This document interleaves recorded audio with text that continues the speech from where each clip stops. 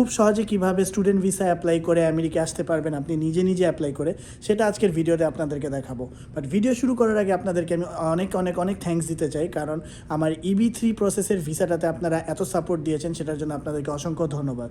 তো চলুন কথা না বাড়িয়ে আমরা চলে যাই কীভাবে করে স্টুডেন্ট ভিসা অ্যাপ্লাই করে আপনি ইজিলি আমেরিকা আসতে পারবেন। সো যদিও আজকের ভিডিওতে আমি দেখাবো আপনাদেরকে কীভাবে নিজে নিজে অ্যাপ্লাই করে স্টুডেন্ট ভিসা নিয়ে আমেরিকা আসতে পারবেন আপনি, তারপরেও অনেকেই আছে যারা নিজেরা অ্যাপ্লাই করার জন্য কনফিডেন্ট না, তাদের জন্য আমি কিছু এজেন্সির নাম দিয়ে দিতে যাচ্ছি এই ভিডিওতে। বাট এজেন্সির নামগুলো দেখার জন্য আপনাদের ভিডিওটা লাস্ট পর্যন্ত দেখতে হবে, কারণ লাস্টের দিকে গিয়ে আমি এজেন্সির নামগুলো দিব। তো চলেন এখন আমরা বিস্তারিততে চলে যাই। সো স্টুডেন্ট ভিসা অ্যাপ্লাই করার আগে আপনার প্রথমে 3টা জিনিস লক্ষ্য রাখতে হবে, এই জিনিসগুলো আপনার ঠিক রাখতে হবে। সেটা হচ্ছে ফাইন্যান্সিয়াল সাপোর্ট, রেজাল্ট অ্যান্ড আপনার আইএলস অথবা টোফেল। সো ফাইন্যান্সিয়াল সাপোর্টের ব্যাপারে আমি একটু কথা বলে নিই আপনাদের সাথে। সেটা হচ্ছে ফাইন্যান্সিয়াল সাপোর্ট মানে আপনার ব্যাংকে 25 থেকে 35 লাখ টাকা থাকতে হবে। এখন এটা যে আপনার ব্যাংকে থাকতে হবে এমন কোনো কথা নেই, এটা চাইলে আপনার বাবা মার ব্যাংকের অ্যাকাউন্টেও থাকতে পারে, এটা চাইলে আপনার ভাই বোনের অ্যাকাউন্টেও থাকতে পারে, অথবা কেউ যদি আপনাকে স্পন্সর করতে চায় এটা তার ব্যাংক অ্যাকাউন্টেও থাকতে পারে। অ্যান্ড আপনি তার ব্যাংক অ্যাকাউন্টটাও দেখাতে পারবেন যখন আপনি অ্যাপ্লাই করবেন।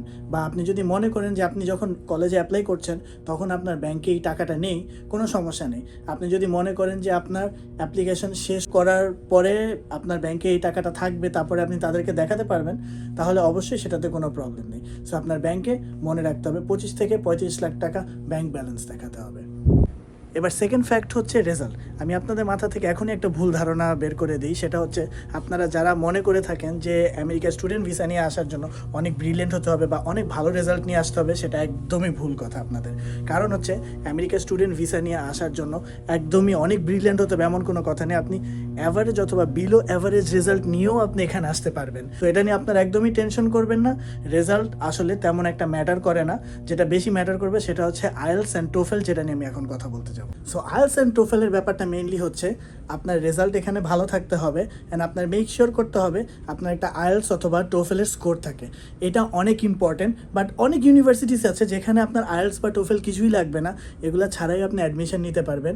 বাট ওগুলো না থাকলে তখন আপনার একটা ESL কোর্স করতে হবে, যেটার জন্য আপনার এক্সট্রা কস্ট পড়বে অ্যান্ড সেটা বেশ এক্সপেন্সিভ হয়ে দাঁড়ায়। সো ESL মানে হচ্ছে ইংলিশ সেকেন্ডারি ল্যাঙ্গুয়েজ। সো আমি আপনাদেরকে সাজেস্ট করবো আপনারা ESL এর ঝামেলায় না গিয়ে আপনারা আইএলসটা করে ফেললেই ভালো হয়। 3 মাস সময় নিয়ে আইএলসের কোর্সটা কমপ্লিট করুন, 6.5 থেকে বেশি রেজাল্ট নেন, তাহলে অনেক চান্সেস থাকবে স্কলারশিপ পাওয়ার অ্যান্ড বেশ ভালো কলেজে ঢোকার অনেক বেশি পসিবিলিটিস থাকবে। ওকে, সো ধরে নিলাম আপনার financial support, results and IELTS অথবা টোফেল সব ঠিক আছে। এবার নেক্সট স্টেপ কি? নেক্সট স্টেপ হচ্ছে আপনার সাবজেক্ট চুজ করতে হবে। আপনার সাবজেক্টটা অনেক ক্লেভারলি অ্যান্ড অনেক চিন্তাভাবনা করে চুজ করতে হবে, কারণ আপনি যদি আপনার সুইটেবল একটা সাবজেক্ট নেন তাহলে সেই সাবজেক্টের উপর আপনি স্কলারশিপ পাবেন অ্যান্ড আপনি আরও অনেক ধরনের বেনিফিটস পাবেন অ্যান্ড আপনার জন্য পড়তে ইজি হবে। সো এমন কোনো ধরনের সাবজেক্ট নেবেন না যেটা অনেক হার্ড হয়ে যাবে। অ্যান্ড আরেকটা জিনিস বলে দিই আপনাদেরকে, সেটা হচ্ছে বাংলাদেশে এরকম অনেক শুনে থাকি আমি যে কমার্স পড়লে সায়েন্স নিয়ে পড়তে পারবে না, সায়েন্স পড়লে কমার্স নিয়ে পড়তে পারবে না। বাট আপনি এখানে আসার সময় যে কোনো ধরনের সাবজেক্ট নিয়ে আপনি স্টার্ট করতে পারবেন পড়াশোনা। বাট আবারও বলছি, মনে রাখতে হবে সাবজেক্টটা যাতে আপনার জন্য সুইটেবল থাকে। সো নেক্সট থিং হচ্ছে কলেজ চুজ করা। আপনি চাইলে 3 থেকে 5টা কলেজে অ্যাপ্লাই করতে পারবেন, বাট কলেজ চুজ করার সময় মনে রাখতে হবে আপনার কলেজ ফিসটা যাতে আপনি ঠিক মতো করে দেখে নেন। কারণ আপনি বেশি এক্সপেন্সিভ কলেজে যদি অ্যাপ্লাই করে থাকেন যেটা আপনার বাজেট থেকে হাই হয়ে যাবে, তাহলে সেটা আপনার জন্য অনেক টাফ হয়ে যাবে ক্যারি করা অ্যান্ড ইন ফিউচারে গিয়ে আপনার হয়তো ছেড়েও দিতে হতে পারে, কলেজ শিফট করতে হতে পারে। সো আমি সাজেস্ট করব কলেজটা আপনার ফাইন্যান্সিয়াল বাজেট অনুযায়ী, সেই অনুযায়ী আপনি কলেজটা খুঁজবেন, তাহলে আপনার জন্য ইন ফিউচার অনেক ইজি হবে অ্যান্ড আপনার জন্য নেক্সটে গিয়ে কলেজ শিফট বা এসবের ঝামেলায় যেতে হবে না, আপনি আরামসে আপনার কলেজটা কমপ্লিট করতে পারবেন। সো কলেজ চুজিংয়ের পর এবার হলো আপনার কলেজে অ্যাপ্লাই করার টাইম। বাট কলেজে অ্যাপ্লাই করার আগে আপনার কিছু ডকুমেন্টস রেডি রাখতে হবে। সেই ডকুমেন্টসগুলো কি? ফার্স্টেই হচ্ছে passport, must be passport ready থাকতে হবে। তারপরে হচ্ছে আপনার CV অথবা রেজিউমি, সেটা রেডি রাখতে হবে। তারপরে হচ্ছে আপনার যদি কোনো এক্সট্রা কারিকুলাম অ্যাক্টিভিটিস থেকে থাকে তাহলে হচ্ছে সেই এক্সট্রা কারিকুলাম অ্যাক্টিভিটিসগুলোর সার্টিফিকেট রেডি রাখতে হবে আপনার। তারপরে হচ্ছে আপনার যত ধরনের ট্রান্সক্রিপ্ট আছে আপনার সব ট্রান্সক্রিপ্টের হচ্ছে ইংলিশ ভার্সন থাকতে হবে, আপনি ইংলিশে ট্রান্সক্রিপ্টগুলো ট্রান্সলেট করতে হবে। তারপর হচ্ছে আপনার যদি স্টাডি গ্যাপ থেকে থাকে তাহলে আপনার স্টাডি গ্যাপের জন্য স্টেটমেন্ট অফ পারপাস রেডি রাখতে হবে অ্যান্ড আপনার মাস্ট বি 2টা রেকমেন্ডেশন লাগবে। সেই 2টা রেকমেন্ডেশন আপনি যে ইনস্টিটিউশনে পড়েছেন সেই ইনস্টিটিউশনের থেকে থাকাই বেটার। সো এগুলো যদি আপনার সব থাকে, এবার চলুন আমরা কিভাবে কলেজে অ্যাপ্লাই করবেন সেটাতে চলে যাই। সো কলেজ অ্যাপ্লাই করা খুবই সোজা। কলেজ অ্যাপ্লাই হচ্ছে আপনি আপনার কলেজের ওয়েবসাইটে যাবেন, ওয়েবসাইটে গিয়ে অ্যাপ্লিকেশন ফিল আপ করেই কলেজে অ্যাপ্লাই করতে পারবেন। অ্যান্ড কলেজের অ্যাপ্লিকেশন ইউজুয়ালি অ্যাপ্লিকেশন ফিগুলো $10 থেকে $100 মধ্যে হয়ে থাকে, বেশি একটা এক্সপেন্সিভও না। সো আপনি 3 থেকে 5টা কলেজে অ্যাপ্লাই করতে পারবেন একসাথে। অ্যান্ড কলেজে অ্যাপ্লাই করার পরই আপনাকে একটা I-20 ফর্ম দেওয়া হবে। সেই I-20টা দেওয়া হবে আপনাকে যদি আপনাকে আপনার কলেজ অ্যাকসেপ্ট করে থাকে। তার মানে আপনাকে যদি কলেজ I-20 দিয়ে থাকে আপনি অ্যাপ্লাই করার পর, দ্যাট মিনস আপনার কলেজ আপনার অ্যাপ্লিকেশনটা অ্যাকসেপ্ট করে অ্যাপ্রুভ করেছে অ্যান্ড আপনাকে একটা I-20 ফর্ম দিয়েছে। সো আপনার I-20 পেয়ে যাওয়ার পর নেক্সট স্টেপ হচ্ছে আপনার I-20-র মধ্যে একটা আইডি দেওয়া থাকবে যেটার নাম হচ্ছে সেভিস আইডি। সো আপনার সেই সেভিস আইডির এগেনস্টে $350 ভরতে হবে। সেটা আপনি কিভাবে ভরতে পারবেন সেটা হচ্ছে আপনি বাংলাদেশের যে কোনো ইস্টার্ন ব্যাংকে গেলেই আপনি সেই সেভিস আইডির এগেনস্টে $350 ভরতে পারবেন। সো সেভিস আইডি ফি সাবমিট করার পর নেক্সট স্টেপ হচ্ছে আপনার DS-160 নামের একটা ফর্ম আছে, সেই ফর্মটা আপনার ফিল আপ করে সাবমিট করতে হবে।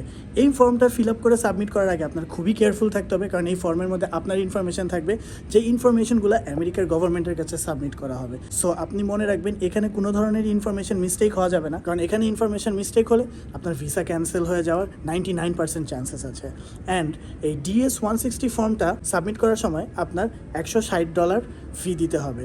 DS-160 ফর্মটা আপনি কোথা থেকে গিয়ে ফিল আপ করবেন সেটার ওয়েবসাইটের লিঙ্কটা আমি এখানে দিয়ে দিচ্ছি। সেই ওয়েবসাইটে গিয়ে আপনি DS-160 ফর্মটা ইজিলি ফিল আপ করতে পারবেন। সো DS-160 ফর্মটা ফিল আপ করে ফি করে সাবমিট করার পরে এবার আমরা লাস্ট স্টেপে এসে পড়েছি, একদম লাস্ট স্টেপ, সেটা হচ্ছে ইন্টারভিউ ডেট সিলেক্ট করা। আপনি ইন্টারভিউ ডেট সিলেক্ট করতে পারবেন বাংলাদেশে USA এমবেসির যে ওয়েবসাইট আছে সেই ওয়েবসাইটে গিয়ে আপনি ইন্টারভিউ ডেট চুজ করবেন।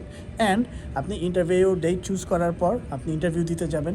মনে রাখবেন ইন্টারভিউ দিতে যাওয়ার সময় আপনি কলেজকে যা যা পেপার্স দিয়েছেন প্লাস আপনি কলেজের থেকে যেসব পেপার্স পেয়েছেন সবগুলো পেপার্স নিয়ে যাবেন। অ্যান্ড সবগুলো পেপার্স ভালোভাবে যাওয়ার আগে রিভিশন দিয়ে যাবেন, কারণ হচ্ছে আপনাকে সেই পেপার্সগুলো থেকে কোয়েশ্চেন করা হবে। খুবই জেনারেল কোয়েশ্চেন, খুবই ইজি কোয়েশ্চেন, একদমই ভয় পাবেন না। অনেকেই বলে ইন্টারভিউ অনেক কঠিন হয়, অনেক হার্ড কোয়েশ্চেন করে, কোনো হার্ড কোয়েশ্চেনই না।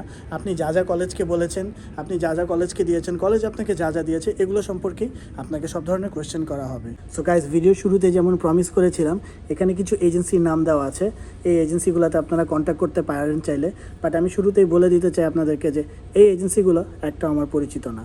আমি তাদের ব্যাপারে খুব ভালো রেকমেন্ডেশনস পেয়েছি আমার ফ্রেন্ডসদের কাছ থেকে অ্যান্ড বেশ কিছু মানুষের কাছ থেকে। তার জন্য আমি সাহস পেয়েছি এজেন্সিগুলো আপনাদের সাথে শেয়ার করার জন্য, যারা স্টুডেন্ট ভিসা নিয়ে বেশ ভালো কাজ করে আছে রিসেন্টলি। সো আপনারা চাইলে এজেন্সির সাথে কথা বলতে পারেন, তারা আপনাদেরকে বেশ ভালোভাবেই হেল্প করবে আমি আশা করি। বাট আবারও বলে দিতে চাই এই এজেন্সিগুলো একদমই আমার পরিচিত না। তাদের ব্যাপারে আমি গুড রেকমেন্ডেশনস পেয়েছি জন্য আপনাদের সাথে শেয়ার করলাম, যাতে আপনাদের অ্যাপ্লিকেশনটা করা একটু ইজি হয়ে যায়। তো এই ছিল আজকের ভিডিও, কিভাবে স্টুডেন্ট ভিসা অ্যাপ্লাই করবেন এটা নিয়ে। নেক্সট উইকে আমি আপনাদের জন্য অনেক ইন্টারেস্টিং একটা ভিডিও নিয়ে আসতে যাচ্ছি, যেটার জন্য আপনাদের চোখ রাখতে হবে ডেফিনেটলি আমার পেজে। অ্যান্ড আমি শিওর আপনারা এই ভিডিওটা মিস করতে চাবেন না, কারণ আমি আপনাদেরকে অনেক ক্রেজি একটা জিনিস দেখাতে যাবো নেক্সট ভিডিওতে। তো আশা রাখি আপনারা সবাই সাথে থাকবেন। অ্যান্ড যদি কোনো ধরনের কোয়েশ্চেন থাকে তাহলে অবশ্যই আমাকে মেসেজ করবেন, নক করবেন, আমি অবশ্যই আপনাদেরকে তাড়াতাড়ি রিপ্লাই দেওয়ার চেষ্টা করব। থ্যাংক ইউ সো মাচ আমার সাথে থাকার জন্য। Thank you for supporting G gang. আমি শিহাব, সাইনিং আউট। আসসালামু আলাইকুম, পিস।